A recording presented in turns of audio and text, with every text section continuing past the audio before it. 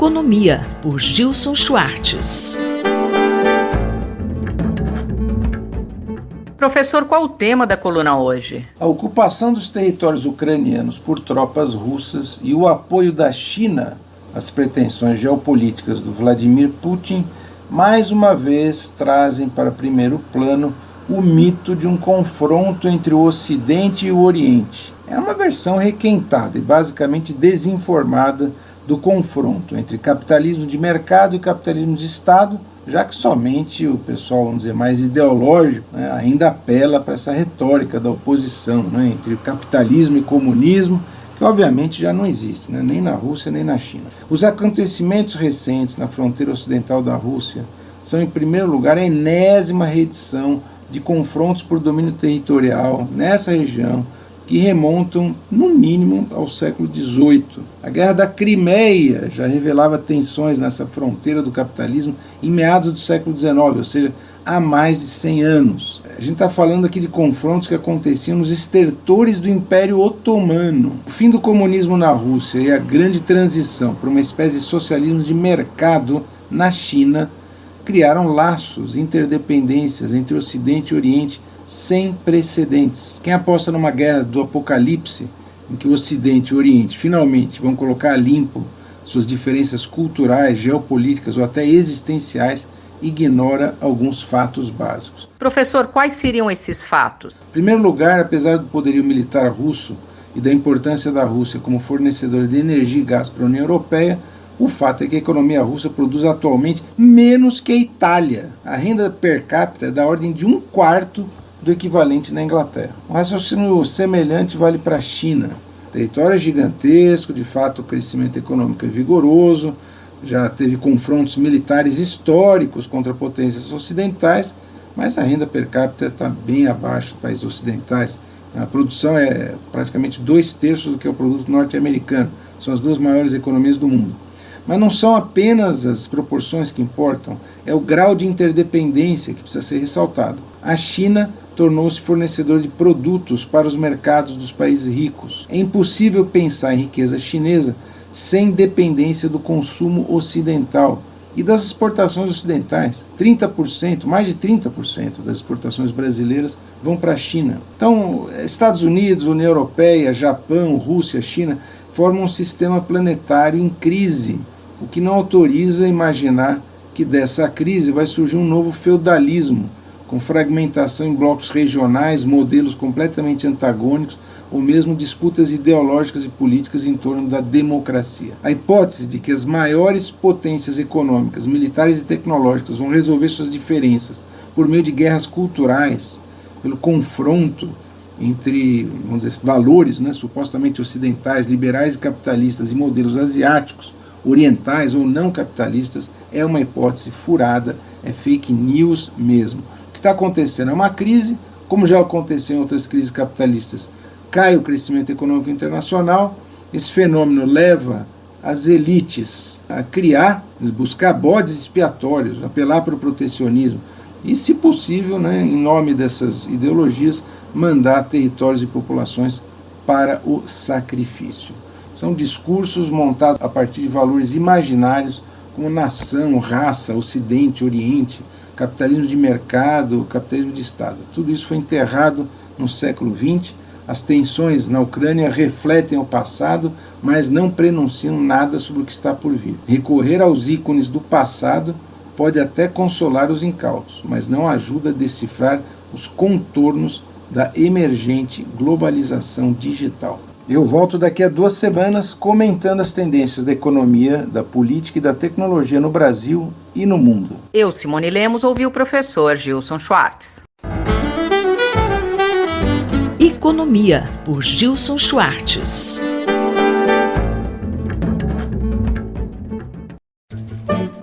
Horizontes do Jornalismo, por Carlos Eduardo Lins da Silva. Professor Carlos Eduardo, ao longo dessa coluna, nós já falamos várias vezes sobre as ameaças crescentes ao jornalismo e aos riscos que isso também representa para a democracia. Considerando o cenário que se desenha em 2022, o que o senhor gostaria de destacar a esse respeito? No caso brasileiro especificamente, Márcia, um ano muito perigoso, muito ameaçador. porque tudo indica que a campanha eleitoral, principalmente para a presidência da República, vai atingir níveis de violência de todos os tipos nunca vistos antes na história do Brasil. E já dá para sentir como é que estão as coisas pela agressividade que já pode ser constatada nas plataformas de redes sociais. O que piora ainda mais a situação, Márcia, não só no Brasil, mas no mundo inteiro, é que o jornalismo vive essa crise estrutural da qual a gente trata com frequência nesses nossos encontros, e essa crise se reflete, entre outras maneiras, no aumento do descrédito da população na profissão de jornalistas.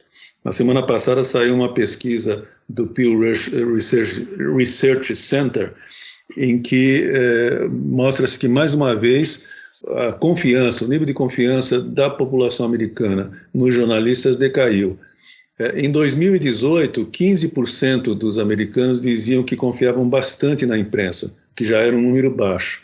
Agora são só 6% que dizem que confiam bastante nos jornalistas, o que é realmente quase insignificante. É possível encontrar algumas iniciativas para tentar melhorar um pouco esse quadro, né? Como, por exemplo, a Coalizão para a Liberdade de Imprensa, que foi estabelecida pelo Reino Unido e Canadá, um exemplo.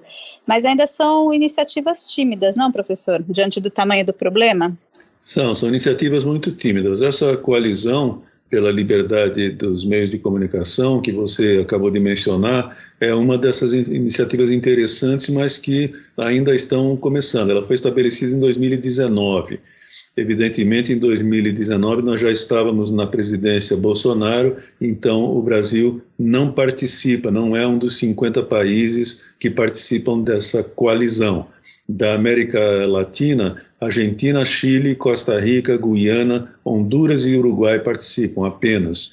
O México, que é outro país que tem muito problema com violência contra jornalistas, não participa. A Venezuela, que tem terríveis problemas com a liberdade de expressão, também não participa. Então, os países que participam em geral são aqueles em que há melhor nível de respeito à liberdade de expressão e à liberdade de imprensa. Só para que se tenha uma ideia da gravidade da situação, em dezembro do ano passado havia quase 500 jornalistas presos no mundo, 488, pelo exercício da profissão. E no ano passado, 46 jornalistas foram assassinados quando faziam seu trabalho, o que dá quase um jornalista por semana. O que essa coalizão tem feito tem sido principalmente emitir notas de protesto contra os governos que não tomam medidas para proteger os jornalistas, expressar solidariedade, mas pouco além dessa atitude simbólica. Eles têm à sua disposição alguns instrumentos que eles chamam de caixa de ferramentas concretas, mas até agora, nesses 2 anos e pouco de existência da coalizão, essa caixa de instrumentos não foi utilizada. Essa caixa de instrumentos prevê, por exemplo, que esses países que participam da coalizão ofereçam vistos de entrada de emergência para jornalistas que estejam sendo perseguidos nos seus países. Isso poderia ajudar muito, porque o jornalista teria a alternativa de se asilar num desses 50 países que se comprometem a protegê-los. Outro é aumentar o nível de suporte, de apoio consular para jornalistas que estejam em risco. Mas isso, como eu disse, não foi ainda utilizado, o que torna a coalizão, embora uma boa iniciativa, por enquanto, uma entidade meramente de apoio simbólico aos jornalistas que estão sofrendo perseguições, ameaças, prisão ou atentados contra a sua vida. O jornalista e professor Carlos Eduardo Lins da Silva, colunista da Rádio USP, conversou comigo, Márcia Blasques. Horizontes do Jornalismo, por Carlos Eduardo Lins da Silva.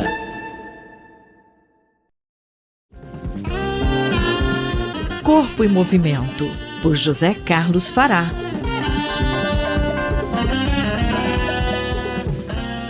A atividade feita ao ar livre tende a ter maior gasto calórico do que as realizadas em aparelhos simuladores de academia, tipo esteiras, bicicletas ergométricas ou remo ergômetros.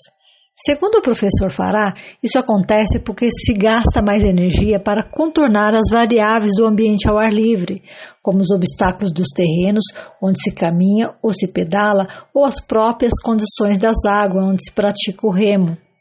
Porém, ele explica que o menor gasto calórico pode ser compensado com o aumento da carga do aparelho. Olá, ouvintes. Apesar da variante Ômicron ser facilmente transmitida e há muitos registros de casos de infecção pelo coronavírus, o fato é que muitas pessoas estão voltando à prática da atividade física, seja ao ar livre ou em academias, sempre respeitando as normas de segurança, como o uso de máscaras e o distanciamento seguro, o que é muito saudável.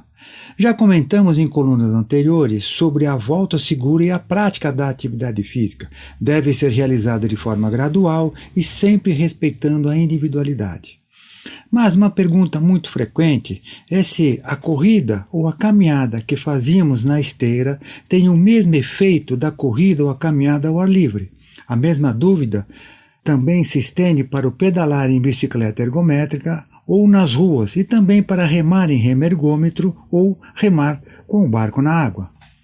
Quando utilizamos um equipamento estacionário, como esteira, ciclo-ergômetros e remo-ergômetros, que nada mais são do que simuladores da atividade real, a nossa percepção de velocidade muda, porque o ambiente é estático e é geralmente menor. E, do ponto de vista fisiológico, pode ser compensada, em parte, com o aumento da carga do aparelho. Mas o ambiente ao ar livre nos traz outros estímulos, como o piso das calçadas, o asfalto onde pedalamos e as condições da água em que remamos, que nos faz mudar constantemente o padrão do movimento para que nos adaptemos a este ambiente. E, em constante mudança, nos faz gastar mais energia para manter o ritmo, o equilíbrio, e os tendões e os ligamentos são mais utilizados, ou seja, cansa mais, gastamos mais energia, quando comparado com os aparelhos, em que esse ambiente é sempre estável, é sempre igual. Mas é importante sabermos esses detalhes quando voltarmos a nos exercitar ao ar livre, para que possamos começar com segurança e evitar alguns dissabores que possam interromper a nossa prática. Professor, quais cuidados devemos ter para se adaptar das atividades feitas em aparelhos estacionários para as realizadas ao ar livre? Como a atividade ao ar livre tem mais variáveis, como o tipo de piso, o trânsito no caso das bicicletas, condições da água no caso do remo e também pessoas transitando ao nosso redor, é muito comum aumentarmos ou diminuirmos o ritmo da nossa atividade, o que pode trazer alguns desconfortos. Uma coisa importante também é que muda a nossa percepção e a relação do espaço e do tempo, que poderemos demorar em decidir em desviar de um buraco na calçada, um pedestre cruzando a nossa frente e não conseguirmos desviar, e também não conseguir equilibrar um barco quando estaremos remando. A falta da percepção é pelo treinamento estático, ele nos dá outra visão. O seguro sempre é começar devagar e dar tempo para que nos adaptemos a esses ambientes. Este é José Carlos Fará, falou comigo, Ivanir Ferreira, para a Rádio USP. Anote aí, se você tiver alguma dúvida ou queira mandar alguma sugestão para essa coluna, envie um e-mail para ouvinte@usp.br, aos cuidados do professor Fará. Corpo em Movimento, por José Carlos Fará.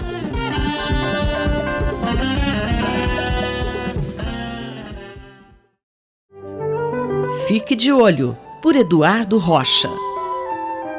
Professor Eduardo, essa semana, de 8 a 14 de março, é realizada a Semana Mundial do Glaucoma. Mas o que é o glaucoma? Olá. Glaucoma, cujo termo, a palavra, tem seu significado perdido ou controverso ao longo do tempo, lá desde as ramificações gregas e latinas da nossa medicina, significa algo como a mudança da cor do olho para o que seria algo como azulado ou esverdeado. A doença em si também tem alguns aspectos controversos e que geram muitas dúvidas em consultas, principalmente quando um ente querido, alguém da família, recebe o diagnóstico. Entre elas, quais são os sintomas, é de transmissão familiar ou não e como deter esse mal. Então vão aqui alguns esclarecimentos. Glaucoma não tem muitos sintomas, daí a melhor maneira de saber se é portador e se tem o risco de ter isso na família é consultando o oftalmologista periodicamente, uma vez que alguns tipos de glaucoma aparecem em determinadas faixas etárias mais avançadas, outros tipos, uma faixa etária muito precoce. Há correlação genética, portanto, a possibilidade de transmissão familiar, mas ela não é dominante, não é imediata. Pode falhar em alguns membros da família, pode pular algumas gerações, mas de qualquer forma, a presença na família é sempre um fator de alerta e preocupação. Da mesma forma, o glaucoma pode ser contido. Se imagina, quando examinamos a epidemiologia do problema, é que fatores, inclusive sociais, como falta de acesso a consultas, deixar passar o tempo oportuno para fazer uma avaliação quando se entra na melhor idade, pode ser a chance ou a oportunidade de identificar o problema, contê-lo a tempo. Então, por que dedicar uma semana ao esclarecimento do glaucoma? Dedicar a semana de 8 a 14 de março, nesse caso 2022, como já vem acontecendo em anos anteriores, ao esclarecimento e a melhor compreensão desse problema é relevante, é oportuno. Glaucoma é crônico, na grande maioria dos casos. A oportunidade do diagnóstico precoce permite conter o problema, permite escolher a terapia mínima, eficaz e menos prejudicial para cada indivíduo e, assim, trazer esse tema à tona, assim como outras doenças crônicas em oportunidades futuras, também é relevante. Não se trata de um problema raro, muito pelo contrário, está, pelo menos, entre as 4 ou 5 causas mais frequentes de perda de visão. Dessa forma, uma doença que tem tantas possibilidades terapêuticas, em centros médios e grandes no Brasil, excelentes profissionais capazes de fazer diagnóstico com precisão e tratamento adequado para cada indivíduo, uma vez que até a medicação tópica, o colírio nesse caso, pode ser conseguida pelo Sistema Único de Saúde, faz com que essa oportunidade de refletir na família, nas visitas ao oftalmologista, sobre esse problema, não seja desperdiçado. Então, fica o alerta a respeito da Semana Mundial do Glaucoma, desse mal que silenciosamente tira a visão de muitas pessoas ao redor do mundo. Só para ter uma ideia das proporções, se temos que em torno de 4% da população adulta é deficiente visual e quase 1% é cego, talvez 1/5, um pouco menos, desses indivíduos teve a visão prejudicada pelo glaucoma. Muito obrigado. Fico alerta. Esse foi o professor Eduardo Rocha, da Faculdade de Medicina da USP de Ribeirão Preto. Rita Estela para a Rádio USP. Fique de olho, por Eduardo Rocha.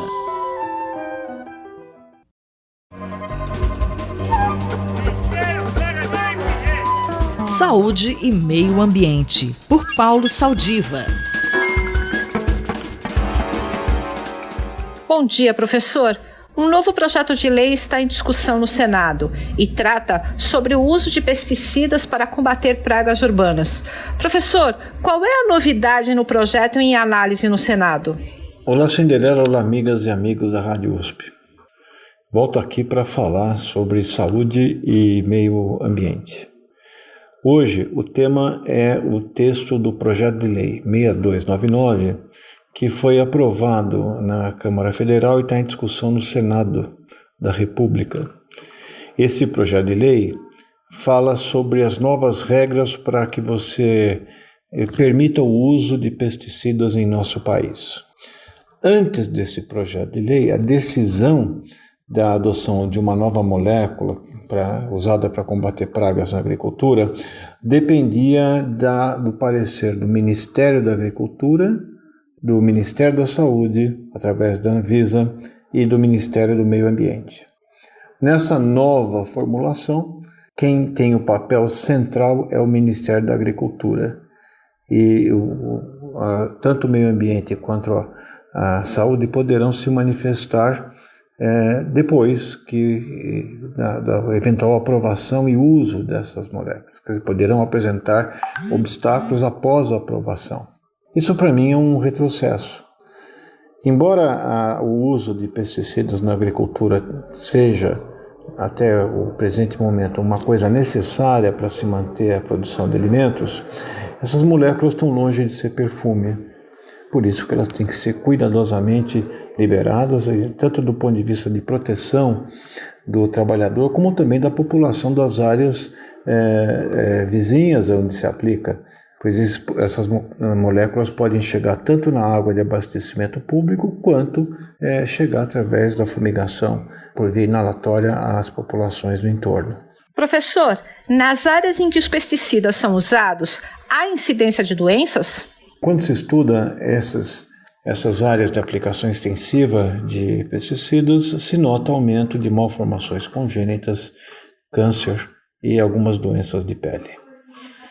Portanto, não me parece bom que você tire do meio ambiente e da saúde um papel equalitário no processo de decisão. Será que nós vamos ver mais um retrocesso na área ambiental do Brasil? Será que nós vamos ter mais um momento onde a gente vai consolidar a desigualdade de saúde e disposição dos trabalhadores brasileiros? Eu espero que não. Eu espero que o Senado cumpra o seu papel e redefina um novo texto, onde se possa, de um lado, permitir o uso dessas moléculas, mas de modo seguro. Enfim, o Brasil está cheio de retrocessos. Não é um momento para mais um que venha comprometer o nosso ambiente e a nossa saúde. Um abraço para vocês e até a próxima oportunidade. Tudo de bom. Eu sou Cinderela Caldeira e conversei com o professor Paulo Saldiva para a Rádio USP. Saúde e Meio Ambiente, por Paulo Saldiva.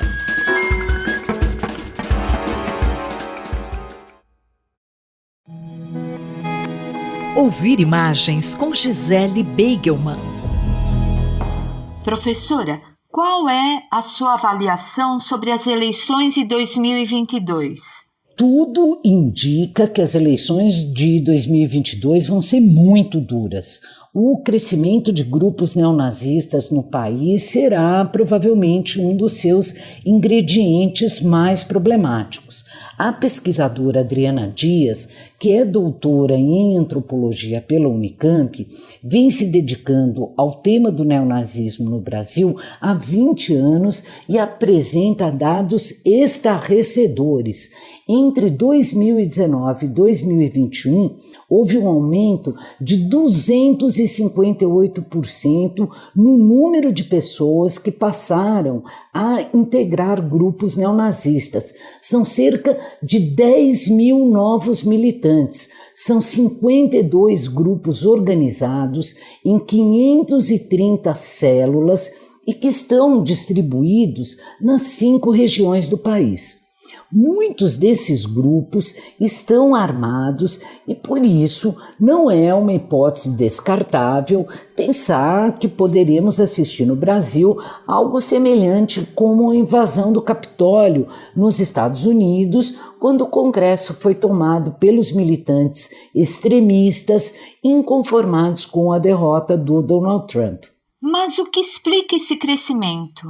Leila, isso não começa de uma hora para outra. 2 filmes muito importantes mostram que o nazismo dependeu de uma política de domesticação do imaginário coletivo e de uma instrumentalização do desespero, algo que está muito presente no Brasil de hoje. Os filmes sobre os quais eu falo aqui são A Arquitetura da Destruição, do Peter Coyne, que aborda os fundamentos estéticos do nazismo e como isso foi fundamental para consolidar o ideal ariano, que implicava, sobretudo, o extermínio de judeus, que eram comparados a vermes e ao câncer da Alemanha, e que tinha também como outros alvos os doentes mentais, as pessoas com deficiências físicas, homossexuais, ciganos, negros. Bom, e um outro filme ao qual eu me refiro aqui é O Ovo da Serpente, do Ingmar Bergman. O filme se passa em 1923, quando Hitler faz o seu primeiro ataque à democracia em Munique. O filme se passa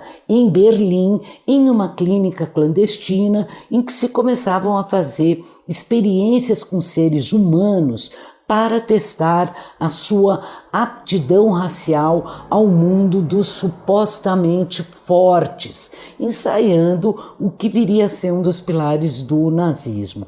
Os dois filmes mostram com toda clareza que nós precisamos estar atentos aos sinais, porque entender o nazismo é entender que ele é como um ovo da serpente. Através da fina membrana pode-se ver o réptil inteiramente formado. Por isso, influencers que se arrogam o direito de defender a existência de um partido nazista, o direito de ser anti-judeu ou fazer saudações típicas de louvor a Hitler em programas de TV ou similar, não podem ter as suas atitudes tomadas como meros acidentes. É preciso aprender a ver o ovo da serpente e dizer não ao nazismo. A democracia é imperfeita, mas ainda é o melhor sistema político já inventado. Por quê? Porque é um sistema que está fundado no respeito à diversidade. Eu fico por aqui. Um bom dia para você, uma ótima semana para nós e até a próxima. A professora Gisele Beigelman conversou comigo, Leila Kiyomura, para a Rádio USP. Ouvir imagens com Gisele Beigelman.